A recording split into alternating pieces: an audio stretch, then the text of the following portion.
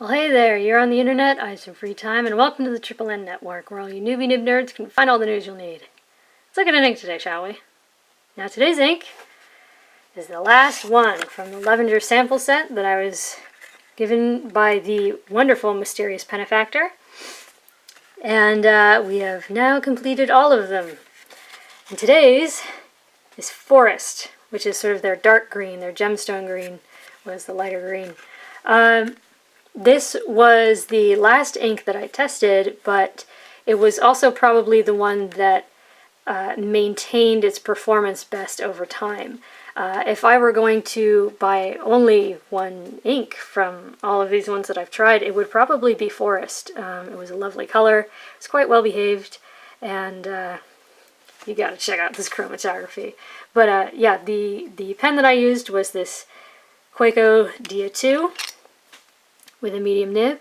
The nib is a very standard medium, not overly wet, not overly dry. This is probably one of my most moderate pens that I own.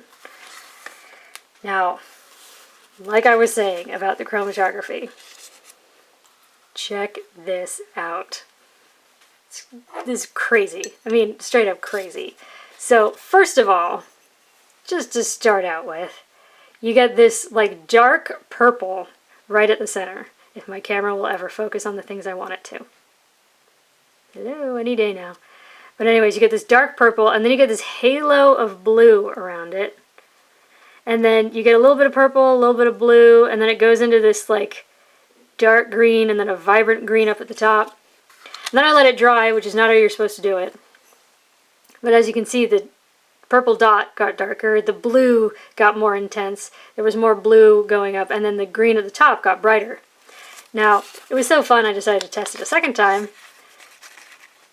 Again, purple dot, blue haze, purple, blue, green, lighter green, yellow. Weird, right? This ink is intense, it's got all kinds of stuff going on. But yeah, it's a lovely dark shade of green. Now, here it is on 90-gram Clairefontaine paper. It took 5 seconds to dry, which really isn't bad considering Levenger claims that all these inks are quick drying, and not all of them have been. There is some shading. It's kind of hard to show in such a medium nib, but you do see some. And here, I don't know if this will come up on camera, but you get this like red-black sheen in the wettest parts. So that's actually pretty cool.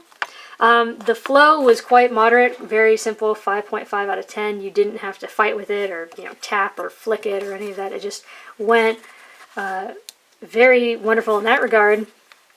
The water test, we see that green wash away, and what remains is this blue-purple, which is kind of cool. If you're into water washing, this could be a fun one to play around with. But yeah, no bleed, no feather, no spread, no echo. Just that little bit of sheen. Next up is Rhodia, 80 grams per square meter. And as I began testing this, I began to have the suspicion that this was getting close to the bottom of the block. And I've noticed that a lot of times the deeper I get into a block of Rhodia or Clairefontaine or just about anything, the closer I get to the bottom, the less reliable the performance of the paper is. Because if you look at this, it's a bit woolly. Like if you look in the scrubby, and you don't get sheen, which is weird, because usually if you get sheen on Clairefontaine, you can find some in Rhodia. It took 5 seconds to dry, which is nice. You do get some shading, it's all good in that regard. Now there's no bleed or feather or spread. Not really, except right here, but I think that's human error. I was just sort of, in the scrubby thing. But yeah, it's, again, the water test is kind of fascinating. The green washes away, and what remains is that bluish purple. If you had to recover that, you could. Just don't look for green, I guess. Yeah, next up is Tomoe River. I just want you to get a look at that. It's so lovely. I mean, 7 seconds to dry on Tomoe River in a medium nib. I'm happy. I'll take it. And here you definitely, assuming I can ever get anything right, you definitely should see that black-red sheen in that darkest part. And you see it in the writing as well. It's just always easiest to get it in the scrubbies. My camera doesn't feel like showing it today. But yeah, it's just this really wonderful dark shade of green. It's rich. It's just lovely. The flow just goes. You don't have to fight with it. But yeah, because this is Tomoe River, you're not going to see bleed, feather, spread. I said there is echo potential because this is a very dark green ink, and this is very thin paper. But yeah. Now, this paper loves to let ink slide away when you add more water, and actually, for the most part, it did. What remains is quite light. It would not be the easiest thing to read, but also it's most definitely purple. So, next up is the world's worst 20-pound copier paper, where the spread was significant. Look at the difference in line width between this and this. I mean, it just absolutely exploded. Now, it did dry almost instantly, and it lost all of its shading, and it got very woolly.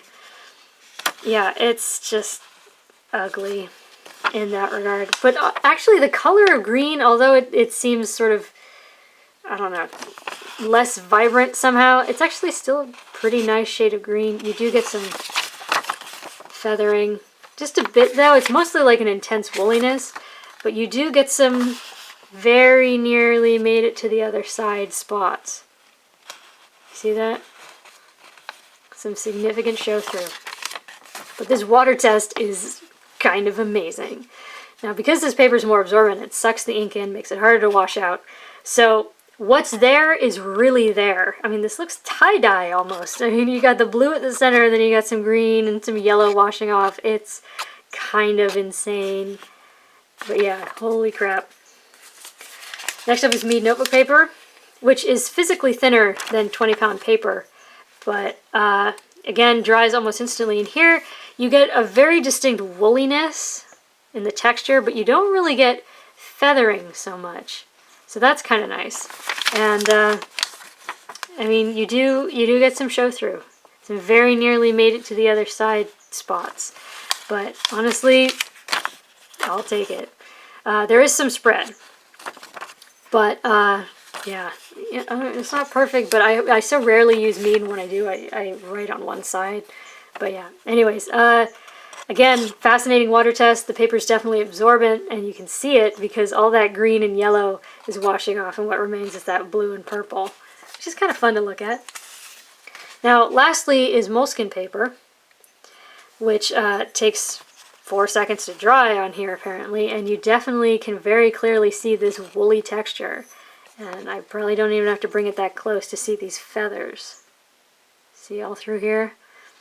Definitely feathers. And the thing is, I said almost no bleed at all, but the thing is you do get some, you can see that in the scrubby, and you actually see it in a place or two in the words. But for the most part, I mean, usually this paper bleeds so easily, so the fact that there's really not much, I'll take it. And also, it's still a fairly pleasant shade of green, even though everything else about it on this paper is awful.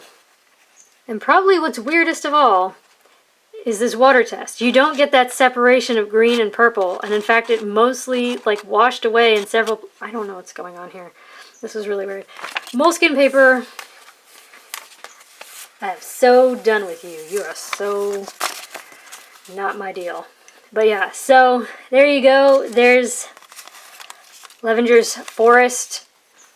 It is a wonderful, deep, rich green. It is lovely. I greatly enjoyed it. Of, you know, these, what is it, 2, 4, 6, 8, 10, 12. Of these 12 Levenger inks that I tried, if I were going to buy just one, I would buy Forest.